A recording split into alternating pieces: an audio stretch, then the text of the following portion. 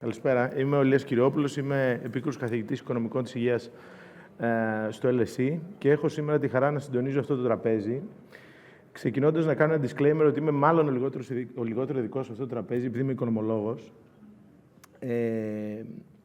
Αλλά το βρίσκω εξαιρετικά ενδιαφέρον. Όταν μου ζήτησε ο Κώστας Κιλίνα να το συντονίσω, το βρήκα εξαιρετικά ενδιαφέρον. Γιατί πριν λίγο καιρό είχα παρακολουθήσει μια ομιλία για τις μεγάλες προκλήσεις που θα αντιμετωπίσει ο κόσμος τα επόμενα χρόνια. Πριν κάποια χρόνια είχα παρακολουθήσει μια ομιλία για τις μεγάλες προκλήσεις που θα αντιμετωπίσει ο κόσμος και είχε διάφορα θέματα μέσα, την κλιματική αλλαγή, τη δημογραφία, τις μεγάλες τεχνολογικές αλλαγές, τη δημοσιονομική κατάσταση των χωρών.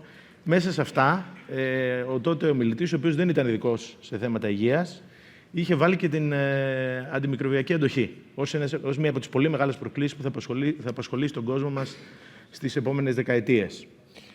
Είμαι σίγουρος ότι το κοινό είναι αρκετά ενήμερο όσον αφορά αυτές τις προκλήσεις, τόσο σε όρους, εάν θέλετε, θνησιμότητας και σε όρους population health, υγείας του πληθυσμού, όσο και στους όρους οικονομικούς. Υπάρχουν πλήθος μελετών που έχουν αναδείξει το θέμα ως ένα από τα κεντρικά θέματα που θα απασχολήσουν τη βιωσιμότητα των συστημάτων υγείας κατά τα επόμενα χρόνια.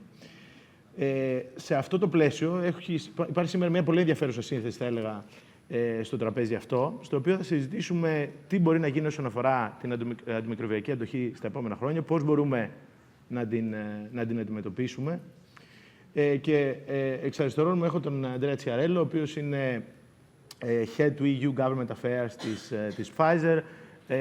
Έχει μια πολύ ευρεία γνώση όλης της συζήτησης και του δημόσιου διαλόγου για τα θέματα της αντιμικροβιακής αντοχής σε ευρωπαϊκό επίπεδο. Επομένως, ο Ανδρέα θα μας δώσει την ευρωπαϊκή πτυχή, θα μας βάλει στο επίκεντρο του διαλόγου που γίνεται αυτή τη στιγμή στις Βρυξέλλες και ευρύτερα στην Ευρώπη.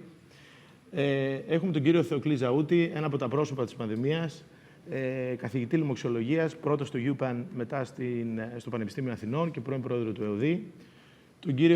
Τον καθηγητή κύριο Νίκο Σύψα, επίσης από τα πρόσωπα της πανδημίας και καθηγητή λοιμοξιολογίας στο Πανεπιστήμιο Αθηνών.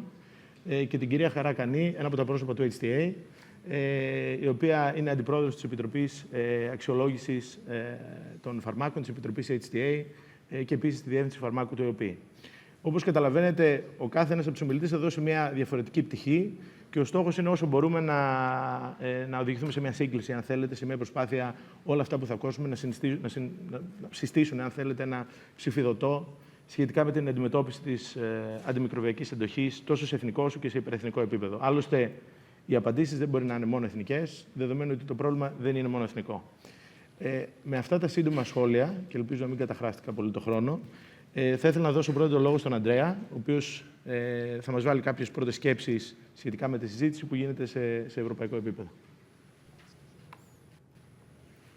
Thank you very much, and I hope you can hear me okay. First of all, I wanted to thank everyone for inviting me here to attend and participate in this very distinguished conference at a very, very timely moment for discussions on AMR. And I wanted just to take 1 second to thank also the translation services, because I understand I'm the only one benefiting from it today. And from the translation, I understood you described my knowledge of the topic as a wide knowledge, which is a very elegant way of saying I'm the only one who is not an expert in the real sense of the word. But I will try to bring indeed this perspective from a European level, where the legislative discussions are, and focusing mostly really on the economic and business challenges around antimicrobial R&D. And so my two messages from this presentation, very short today, is one is definitely the sense of urgency, which we cannot spend enough words on.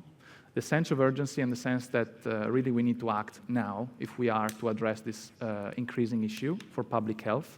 And the second message is really to try to build a common understanding around what the key challenges are for business, investments, and for research and development in this space, and what potential solutions from the local to the European and global level we can really implement to address these issues. And so starting very quickly with some figures that most of you probably are already aware of, AMR is not some future faraway problem. It has been compared to a silent pandemic because people were really reminded of the COVID pandemic. The similitude was very interesting. And it has been compared to climate change as well. And as climate change, AMR is already with us. It's not something in the future. And it's already impacting anyone, everyone of any age in any country can be impacted by AMR. And it's already taking more than 35,000 lives in the EU only every year. So 35,000 is 100 mid-sized planes full of passengers every year. You cannot fit 35,000 people in the Olympiacos Stadium in Athens. That's less than that. And really, so by 2050, if these suite of policies and measures are not taken to really address this problem, we are looking at a potential killer that will take more life than cancer. And everybody now is, in a way, related to or is aware of or has a parent or a friend that is impacted by cancer. Well, AMR will take more lives than that in 2050 if we don't do something urgently. It's not only a public health threat that is increasing, but it's also an economic threat. And it really brings a big economic burden on healthcare systems and on people in terms of extra healthcare costs, but also in terms of economic and productivity losses. And this has been estimated at around 11.7 billion for the EU economy and close to $1 trillion globally speaking. So the costs of inaction on AMR are already extremely, if not too high. And this is why measures are needed really urgently. The reasons behind why AMR is such a threatening issue are, of course, to be found in the science, in the scientific challenges that are intrinsic to this space. And a lot of measures have been discussed, from the appropriate use of antimicrobials to the prevention of infections and the surveillance of pathogens. And these are all pieces of the puzzle that we need to address. But today, in my short remarks, I would focus more on the challenges around developing novel antimicrobials that will then be useful tools to try to address the increasing resistance that we find in several pathogens. And there hasn't been a new class of antimicrobials since the 1980s, and increasingly researchers are leaving the field. So we could really say that the antimicrobial R&D ecosystem is dying, and in the next few years, these measures should actually help us to get more and more scientists, talents in this field, and therefore also more discovery of innovative treatments. We're talking about market failures of antimicrobials, and this is a brief and very simplistic explanation as to why. So you have the pharmaceutical innovation model. Classically speaking, you will have your revenues coming from either a combination of high volume and or high price. Of course, for rare disease medicines, it's mostly a matter of price then volume, but for other chronic disease, there's also a volume, or vaccines plays a part. And that's what really gives investors the predictability and the sustainability in their revenue stream that they need. For antimicrobials, because of the need to use these products sparingly, especially the novel antimicrobials, and as a very, very last resort so that you don't feed resistance even further, of course the volume is not the question. And we should not promote the use and increase in volumes of the products. We should use them only when really necessary, clinically necessary. And there's also a price or a valuation issue, because of course antimicrobials are compared more often to the existing standards of care or the existing essential and inexpensive antimicrobials. So the value of having a novel antimicrobial in your portfolio, in your arsenal of tools, is not fully captured. And this is really bringing to an unsustainable and unpredictable revenue. And this is why a package of complementary incentives are really needed to really tackle the market failures at each step of the process. We're talking about, you must have heard of this before, push and pull incentives. So when we talk about push incentives, what we mean is really measures that make your basic research less risky in the pre-competitive phase, in a collaborative fashion. So this is where, for example, different countries can play towards solving this. For example, with research grants or with tax credits that are competence of the various countries. But also at European level, we've had a lot of public-private partnerships within the European Commission and industries. The Innovative Medicines Initiative or European or Innovative Health Initiative are examples of this. The valley of death, so-called, really comes with the clinical phase, or the clinical trials leading to marketing authorizations. And this is where pull incentives really, really play a role, and this is the biggest gap that we have in Europe. So push incentives have to continue. Pull incentives are really where the gaps are. And this is where the European Union can really play and make a difference. Because right now, there is a once-in-a-generation revision of the EU pharmaceutical legislation, where a novel incentive, a novel pull incentive has been discussed. And this is the transferable exclusivity voucher that I'll say a few words about it in the next slide. Other initiatives, other pull incentives are on the table, and we can talk about it later if you're interested, but I'll focus on this one because this is the one that is being negotiated right now at EU level. This has to be then complemented with national, local measures that are more, not for R&D properly, which is the role of the pull incentive, but once the marketing authorization is granted and the product is available, we need ways to make sure that the product has access to patients and sustainable supply. Because of this broken business model, you have countries in Europe piloting, for example, the UK and Sweden, different types of reforms, and we once again can talk about it later if you wish, but this is really pieces of the same puzzle, and we need all of these to really make sure that patients get access to the right and the best antimicrobial that's available to them to treat their disease. In terms of the EU pharma package or pharma legislation proposal, this transferable exclusivity voucher is one of the very, very few novel proposals and innovation-driven proposals that the European Commission put on the table. What does this consist of?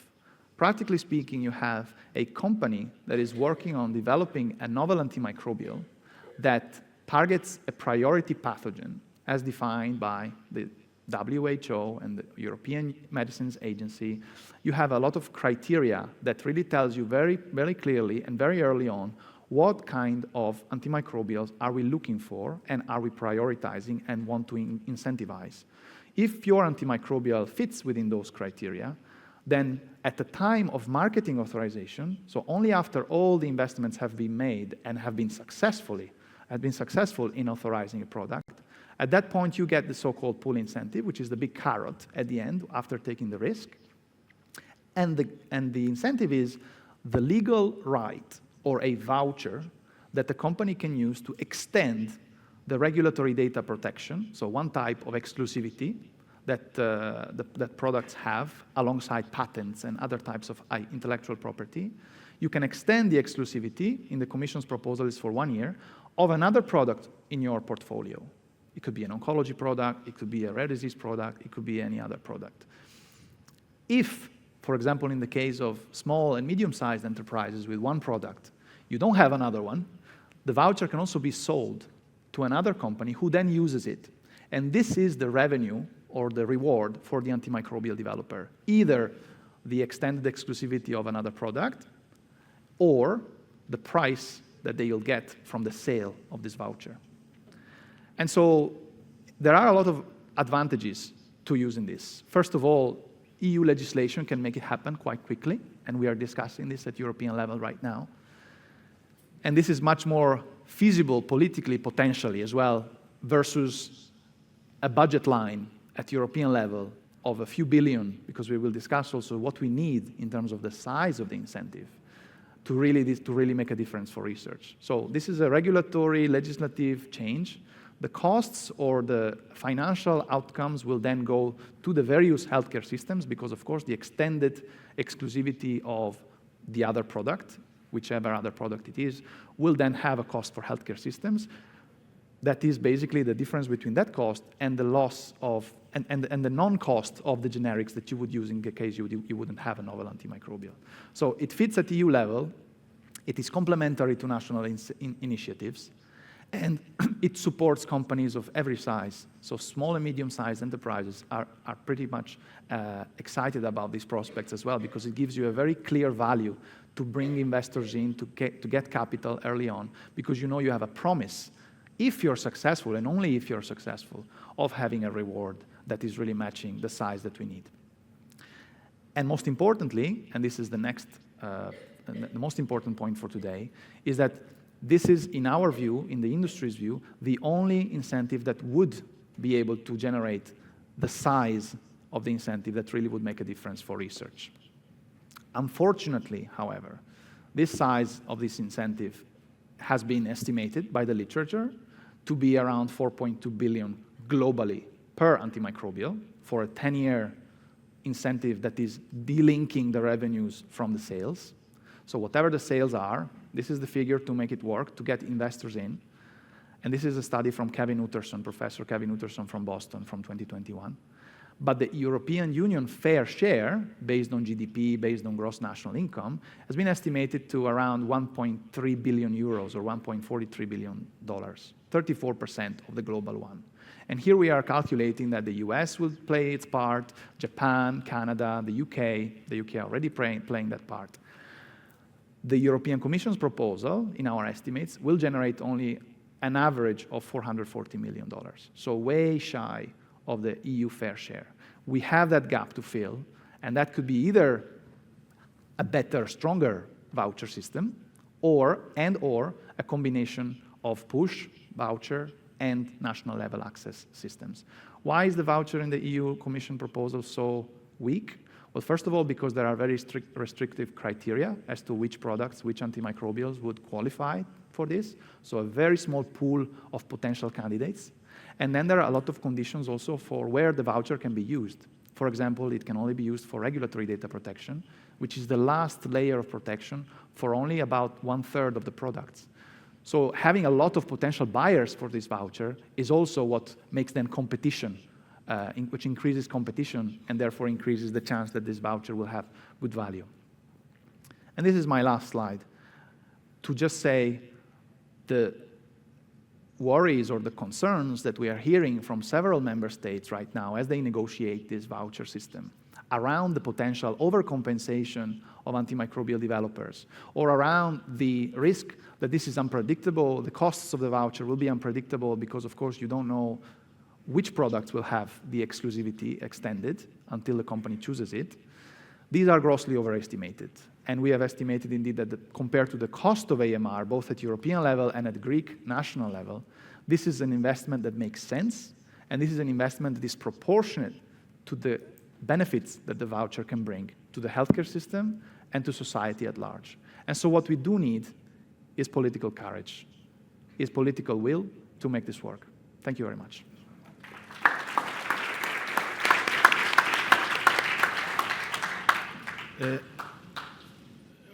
Ευχαριστούμε πολύ τον Ανδρέα, ο οποίος έδωσε μια πολύ, αν θέλετε, ολιστική και εμπεριστατωμένη οπτική στα πιθανά εργαλεία που έχουμε ώστε να κάνουμε stimulate την καινοτομία στα νέα αντιβιωτικά. Τώρα ήθελα για να συνοψίσω λίγο ότι έχουμε συζητήσει και να βάλω λίγο τη συζήτηση και για τους υπόλοιπους ομιλητές σε μια βάση. Υπάρχουν τρία θέματα τα οποία προφανώς είναι ουσιαστικά επιχειρήματα, εάν θέλετε, για την κινητροποίηση, αν θέλετε, της ανάπτυξης νέων αντιβιωτικών. Το πρώτο προφανώς έχει να κάνει με θέματα υγειονομικά, το γεγονός ότι τα αντιβιωτικά μας πλέον αρχίζουν να είναι αρκετά, να μην μπορούν να δουλέψουν, εάν θέλετε. Το δεύτερο είναι αυτό το οποίο έθεσε ο Ανδρέα, το οποίο είναι πολύ εύστοχο σχετικά με τις αποτυχίες αγοράς, τα market failures εντός της αγοράς αντιβιωτικών, το οποίο είναι εξαιρετικά σημαντικό. Και το τρίτο, το οποίο κρατάω από την ομιλία του, διότι μου άρεσε πάρα πολύ και επιτρέψτε μου να κάνω ένα παραλληλισμό. Έφερε στην αρχή το παράδειγμα της κλιματικής αλλαγής. Και σκεφτόμουν ότι αντίστοιχα με την κλιματική αλλαγή, αντίστοιχα, εάν θέλετε, και αν το σκεφτεί κανείς ακόμα και με το δημόσιο χρέος στα οικονομικά, έτσι και η αντιμικροβιακή αντοχή είναι ζήτημα, η αντιμετώπιση μάλλον της αντιμικροβιακής αντοχής είναι ζήτημα διαγενειακής δικαιοσύνης. Να σκεφτούμε κανείς τι έγινε, παραδείγματος χάριν, όταν δεν πήραμε τα σωστά μέτρα για την οικονομία και καταλήξαμε μετά να έχουμε ένα βουνό από χρέος. Να σκεφτούμε τι γίνεται όταν δεν πήραμε τα μέτρα για την κλιματική αλλαγή και καταλήγουμε το πρόβλημα να είναι εδώ. Να σκεφτούμε τι γίνεται όταν δεν παίρνουμε τα μέτρα για την αντιμικροβιακή αντοχή και θα βρεθούμε σε λίγο χρόνια η δικιά μας γενιά, η επόμενη ή η μεθεπόμενη, να μην έχει αντιβιωτικά με τίμημα αυτό για την υγεία του πληθυσμού. Άρα, επιτρέψτε με αυτόν τον παραλληλισμό, θα έλεγα ότι αυτά τα θέματα, από μια ευρύτερη οπτική δημόσιας πολιτικής, είναι θέματα διαγενειακής δικαιοσύνης. Το χρωστάμε, αν θέλετε, και στις επόμενες γενιές.